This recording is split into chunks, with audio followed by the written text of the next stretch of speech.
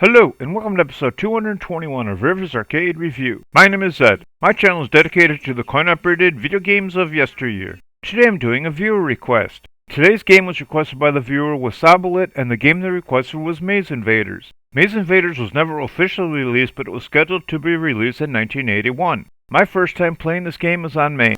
Maze Invaders was written by Atari, and it's a labyrinth-themed game in which you control a blue blob with an analog joystick and a fire button. You need to make your way through a series of mazes in order to collect a series of fruits laid out through the playfield. Gameplay begins with the level select screen. You have a choice of beginning on mazes 4, 13, 20, or 29. I'm not sure why you don't have the option of beginning on maze 1, although you can reach maze 1 by completing other mazes in the reverse order. You will not receive any bonus for beginning on the higher levels. During the level select screen, you will get the message Watermelon in Maze, which is followed by a random number, then 10,000 points. You can use this information to aid in choosing your beginning level. After you select your level, you will continue to see the watermelon message, although now you will get the message New Life at 20,000 points. This amount is changeable by management to either 25,000, 30,000, or never. Below this, you will get the message Enter 10 green doors for 20,000 points. I'll cover the doors later in the video. At the bottom right of the playfield will be a bonus timer. You will begin with 2,000 points except for Maze 4, which you will begin with 1,900 points. These points will decrease at the rate of 100 points every 3 1/3 seconds. Once the meter reaches 400 points, you'll hear a beeping warning you that the points are about to run out. If the meter reaches 0, you will lose a life. Maze 4 will consist of 8 vertical walls with gaps you can move through. You need to maneuver your blob through the maze. You have the ability to fire in the direction that your blob is facing. You can have up to 3 shots on screen at a time.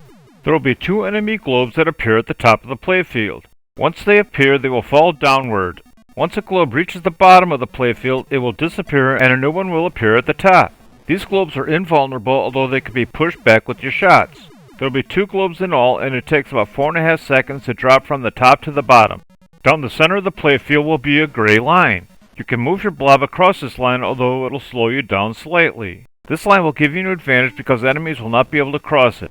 There will also be 8 fruits placed around the playfield. You need to maneuver your blob to collect these fruits. Once you collect the final fruit, a green door will appear on each of the 4 walls. Entering one of these doors will end the level and you will be awarded the remaining points on the bonus meter. You will then advance to another maze. The door you choose will determine which maze you will play next. Due to lack of information on this game, I could not find any pattern to which door leads to which maze. If you go to the left off of maze 4, you will play maze 3. You'll come to a purple maze, although now it is laid out with horizontal walls and gaps. For this maze, the same enemy globes have returned, although now there will be 3. Since these enemies only drop downward, when they fall and hit one of the walls, it will roll across the wall until it comes to a gap. Once they come to a gap, they will fall through, bounce, and continue downward. Just like before, once they reach the bottom of the maze, they will disappear and a new one will appear at the top. Once you collect the final fruit, the exits will appear, although now one of them will be red. Entering a red door will bring you back to the room you just completed. You will still collect the bonus on the timer, although now you must replay the maze because all the fruits have returned. If you return to a maze you completed, you will have more enemies than before. In addition to the horizontal and vertical mazes, there will be moving mazes. During these mazes, the walls and gaps will continually change, making it harder to maneuver through. These moving mazes will consist of horizontal, vertical, as well as both at the same time. In addition to the moving mazes, there will be mazes with red gates. These gates will rotate when you move past them, similar to the game Ladybug. Enemies are not able to rotate these gates. As the levels advance, harder enemies will be in the mazes. The first new enemy will be a pulsating cross. These enemies will move through the maze at will. These enemies will rebound off the walls when they contact them. These enemies can be destroyed by your shots. When these enemies are destroyed, a new one will appear elsewhere on the maze.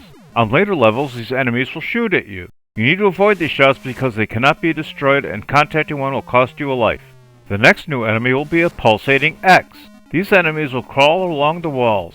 When one of these enemies runs into another wall, it will change direction and continue on. You need to avoid or shoot these enemies because contacting one will cost you a life. The next enemy will be a spinning fan-shaped enemy. These enemies will continue in a straight line until they hit a wall or gray line. Shooting these enemies will not destroy them, although shooting them will stun them for about half a second. Even though they are stunned, contacting one will cost you a life.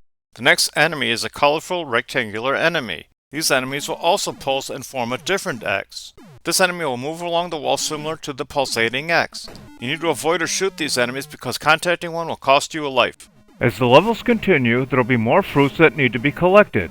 In addition, there will be more and faster enemies to deal with. Also, the pulsating crosses will fire shots that will rebound walls, and in later levels, the shots can even destroy the walls. Scoring for the game is as follows. You'll earn 5 points for stunning each globe and 10 points for stunning each spiral. You'll earn 100 points for destroying each large X, 200 points for each pulsating cross, and 300 points for each pulsating X. Collecting the fruit, you will earn 100 points for the cherry, 200 points for the lemon and lime, and 300 points for the apple. Collecting matching fruits consecutively will earn you double points for the second in a row and triple the third in a row, and so on. You'll also earn 10,000 points for collecting the watermelon. Exiting the playfield will award whatever's on the bonus timer, although occasionally you'll be awarded triple, although I wasn't able to find a pattern that caused this to happen. Occasionally one of the doors will be blue, and entering this door will award a special bonus of 5,000 points. Due to lack of information of this game, I could not find how or why this happened. This was my first time playing this game, and even though I couldn't find any information on it, I did enjoy playing it and do recommend playing it if you could find it through emulation since it was never officially released to the public. I like this game more than Triple Punch, but not as much as Super Burger Time, so Maze Invaders moves its way into the 105th position overall. Thanks for watching, I hope you enjoyed it. If you have any games you'd like me to review, please leave a message below or on my homepage. Please remember to hit like, share, and subscribe, and stay tuned to new videos on the first and third Sunday of the month.